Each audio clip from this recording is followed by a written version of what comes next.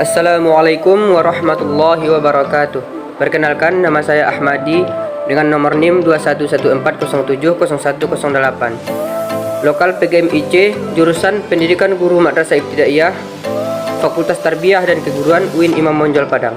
Pada kesempatan kali ini, saya akan mencoba memaparkan terkait dengan mata kuliah pengantar studi sejarah peradaban Islam mengenai materi peradaban Islam di Asia Tenggara. Pada kali ini saya akan membahas peradaban Islam di Indonesia. Agama Islam adalah salah satu agama terbesar di Indonesia. Banyaknya penduduk Indonesia yang memeluk agama Islam menunjukkan bahwa perkembangan Islam di Indonesia mengalami kemajuan yang sangat pesat. Sejak agama Islam pertama kali masuk dan menyebar dengan cepat di seluruh penjuru wilayah di Indonesia. Agama Islam dikenal sebagai agama yang sangat dekat dengan masyarakat Indonesia.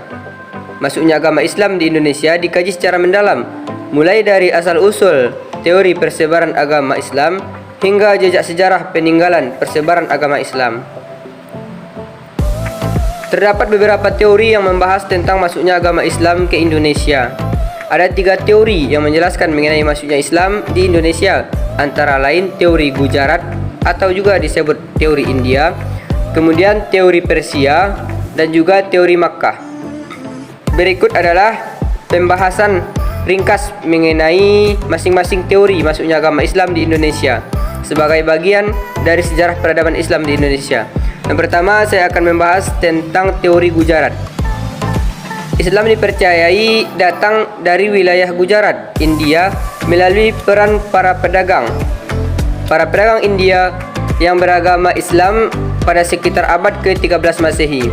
Ini dibuktikan kurangnya fakta yang menjelaskan bangsa Arab dalam menyebarkan agama Islam ke Nusantara. Yang kedua, teori Persia. Menurut teori Persia ini, Islam tiba di Indonesia melalui peran para pedagang asal Persia yang dalam perjalanannya singgah ke Gujarat sebelum ke Nusantara sekitar abad ke-13 Masehi. Kemudian yang ketiga yaitu teori Makkah. Islam dipercaya tiba di Indonesia dibawa langsung dari Timur Tengah melalui jasa para pedagang Arab Muslim sekitar abad ke-7 Masehi. Teori ini diperkuat dengan pendapat Dr. Hamka yang menyatakan bahwa masuknya Islam ke Indonesia langsung dari Mekah pada abad ke-7 Masehi. Setelah masuknya agama Islam di Indonesia, perkembangan Islam di Indonesia terjadi secara cepat. Perkembangan dan persebaran Islam pun di Indonesia ditandai dengan adanya kerajaan Islam yang muncul di penjuru wilayah Indonesia. Kerajaan-kerajaan Islam di Indonesia umumnya dipimpin oleh seorang sultan. Hal tersebut juga dipaparkan dalam buku Sejarah Kebudayaan Islam Madrasah Aliyah kelas 12 yang ditulis oleh Haji Abu Ahmadi. Dalam buku tersebut disebutkan bahwa sejarah perkembangan Islam di Indonesia ditandai dengan berdirinya beberapa kesultanan bercorak Islam di berbagai pulau di Nusantara. Kesultanan-kesultanan ini menjadi penopang dan pusat dakwah Islam masyarakat di sekitarnya.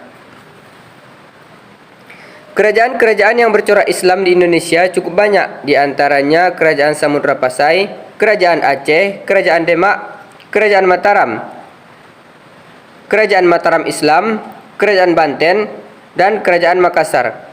Kerajaan-kerajaan tersebut juga meninggalkan beberapa benda bersejarah dan peninggalan berupa masjid, menara, makam, gapura, bangunan keraton, seni ukir, dan seni sastra.